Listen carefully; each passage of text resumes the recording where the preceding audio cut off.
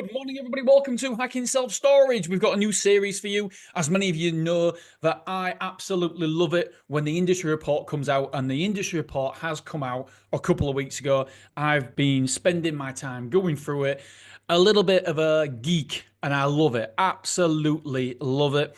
I've gone through it. So what I'm going to do every single day, I'm going to give you my two biggest takeaways that I've got from a report. I've took all day today going through the report, and I've wrote up these different ones. I've wrote up 8 different things that I think are standout at the minute, and then obviously next week we'll do something similar again. I really enjoy it, and I think that it's good to highlight what I think is important in the report, because the report is massive. A lot of that information, it's a nice to have, but you don't necessarily need it. So maybe that some people will see the report and think, "Ah!" And so my job is to go through the report. One, because I love it, and two, because I thought it might be helpful for everybody else. So what I'm going to first of all is tell you about this report. So every single year, there's a lot of time and effort goes into this report. I think it is wonderful.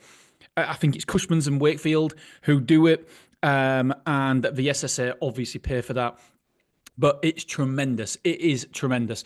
So what happens that there's the self-storage facilities and companies actually give the data for this report, but also the industry report actually would go out there, and they've asked 2,055 individuals to be part of this report. Basically, stop on the street and ask them questions. Well, I presume that's what's happened. So 2,055 people, individuals, took this report who was not affiliated to self-storage in any way. 760 self-storage facilities, stores, was actually involved in this report, and 60 different companies. Just hear that again. 760 self-storage facilities. Wow. So what we can do is we can take this report seriously, because we know the sample size is massive. And I just want to shout out to all the people, all the self-storage companies out there and self-storage facilities that took the time and effort to fill this in. It's incredible. It's incredible. I applaud you. Honestly, I think it's wonderful, and I feel guilty, a little bit ashamed that we didn't do it. The reason why we didn't do it is because at the time we just didn't have the manpower to fill it all out. But now we've got management in place, and we will make sure that next year we can do it. We have got the manpower to be able to do it now, and I think it's important that we give what we see as well to help. The more people who fill out this report, the better it is, because then it becomes it becomes more, the data becomes better because there's more people. Right, so like I said, every single day I'll be picking out 2 key takeaways. Today we're focusing on rate per square foot and occupancy. Now, the rate per square foot actually went up 6% in this last year. I think that is tremendous. I think that is super important. Obviously, after COVID, we've reverted back to the mean. So let's have a look. Let's think of the other things I've wrote about this week. Obviously, I'll get to them in a bit. But it was, what was else? See if I can just get this. Affordability, no. Churn rate. Oh, churn rate, that was it. So yeah, churn rate. So churn rate has gone up recently. Everyone's like, oh my God, churn rate's gone up. Well, it was nearly the same last year. However, it's only reverted back to the mean. It's not even back to the mean yet. So basically, I think COVID has massively distorted how we look at the self-storage industry. And with the occupancy levels, yes, they have had a decrease. So in 2019, and then I'm talking about occupancy and rate per square foot in the same sort of sentence. In 2019, before COVID, it was 76% was the occupancy rate, a normal occupancy rate.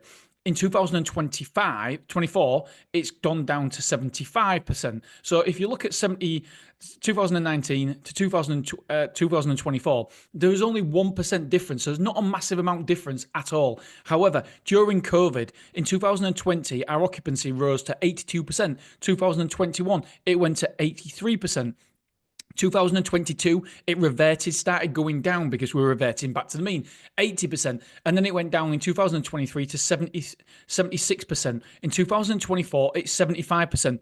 Now, I don't think we should get concerned about this at all. I just think we had a COVID bump and then we've gone back to roughly where it was before. Now, I feel strongly that 2025, even though supply is increasing, I think demand is equal as well. And by the way, I haven't come to that section of the report, so I can't exactly remember what.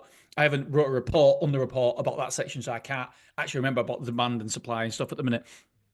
But this year, I genuinely do think occupancy rates, if I had to guess, I would say occupancy rates would go to around about 78%. That's why I'm imagining it, and I'm just looking at how well we've done in the first quarter of the year. Yes, April and May haven't been amazing, but I genuinely think the occupancy rate will continue to, will start rising from here on in. So the mature site, by the way, so it's 75% for, I think that's on average, and it's 79% occupancy rate for mature sites. I put here, I personally think this will grow in 2020. I think mature sites will be over 80% in the future. Yeah, 100% mature sites will be over 80%.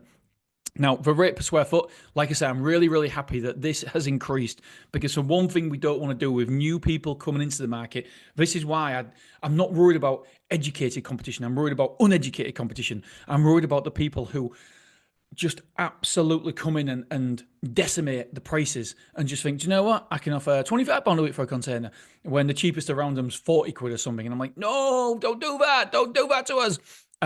So yeah, even though new people have come in the industry, I'm really, really happy that the price per square foot hasn't been forced down. So it's good to see growth in this area. Tomorrow, we are going to talk about affordability and the number of stores that are opened per operator. Some really fascinating data there. All right, my friends, I love you. I appreciate you, and I'll see you on Wednesday morning.